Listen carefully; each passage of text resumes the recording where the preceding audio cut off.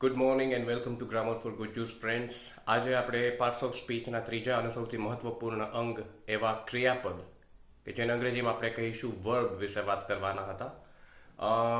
આની વ્યાખ્યા નથી થઈ શકે એમ, અવ્યાખ્યાયિત પદ છે. ઇનફેક્ટ પદ છે તો એની સમજૂતી વધારે કહીશું આપણે, વ્યાખ્યા નહીં. શબ્દ પોતે જ જેવી રીતે ઇન્ડિકેટ કરે છે, ક્રિયાપદ એટલે કે વાક્યમાં ક્રિયાનું સ્થાન લેનાર શબ્દને ક્રિયાપદ કહેવામાં આવે છે.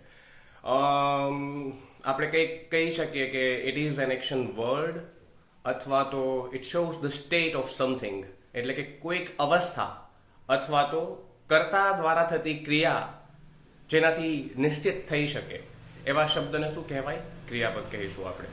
For example, 10 men fell from the top of a house. 10 માણસો ઘરની છત પરથી પડ્યા. આમાં ક્રિયાપદ શું છે મને કમેન્ટ સેક્શનમાં જરૂર કહેજો. Thank you.